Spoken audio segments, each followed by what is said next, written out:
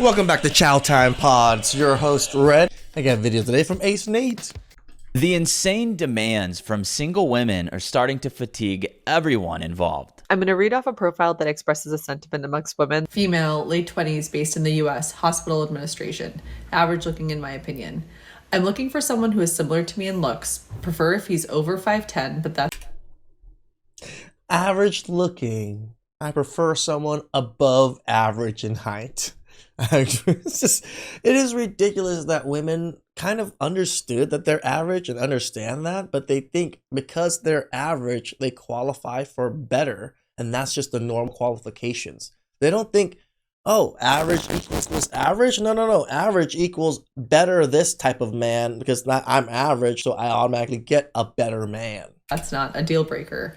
Ideally, I'd prefer not to relocate, but will consider it on a case-by-case basis. I would like someone who has a provider mindset. Of course she would. As I do not plan on working... It's so sad that they all put this provider mindset. You know how many dating apps profiles I go through? I'm looking for a provider mindset. It's like, girl, just say you're a gold digger without saying you're a gold digger. It's so obvious to men that you want men to pay for your bills. That's why you're looking for a provider mindset instead of looking for a good man.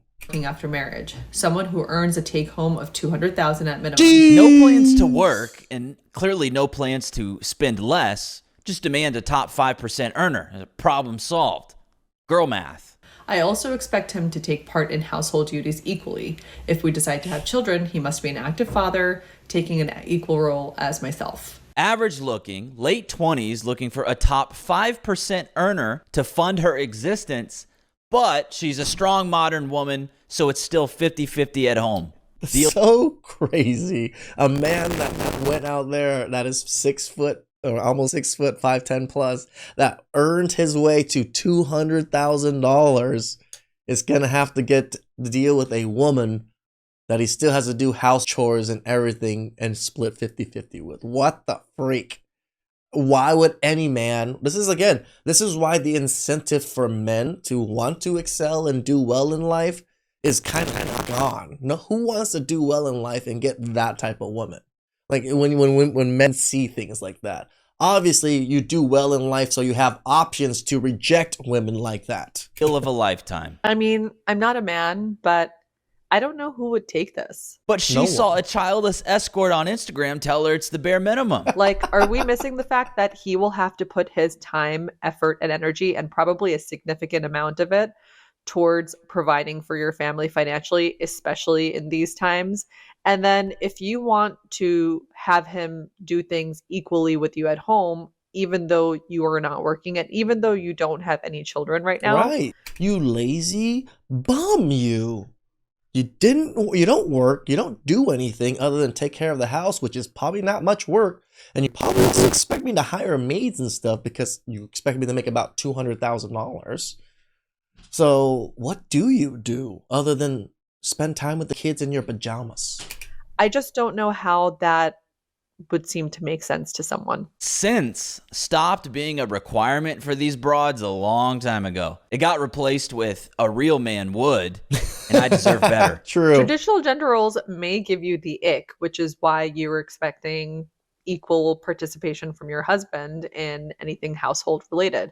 However, when you are asking for a provider husband, you're essentially opting into traditional gender roles yourself. Isn't it interesting how often the gender role assignments somehow stop right where her responsibilities would start? Right? It must just be a coincidence that real men bring the money and they deserve it for being a girl. Unpopular opinion that I just debated with Andrew, but I think that men should pay for every single date. And I don't even think that is, I don't know. I just think the standards these days. Useless. Just look at her. Average at best. She's nothing spectacular, but has this take and just has this bravado like, yeah, men should. It's crazy. It's crazy. No, the crazy thing is competing against men for wages while expecting them to sponsor you so you can save your own money, spend theirs, and still feel like a special snowflake by enjoying the benefits of a different social role without actually fulfilling it. Are you Yep. just giving me the silent treatment now? You don't agree? Are you asking me a question? Well, yeah, I'm saying if you ask someone out, then don't you think that they should pay for it? No, I think you should.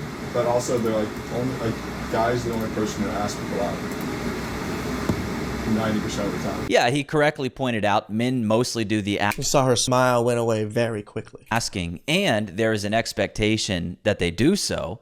So the who ask pays rule magically ends with men paying. What It's just a dumb rule. Women love this rule because they never approach. They know it. They definitely know a it. coincidence. It takes a lot of work to be a girl. And I think guys don't realize that. You know, it takes a lot of time and effort and money.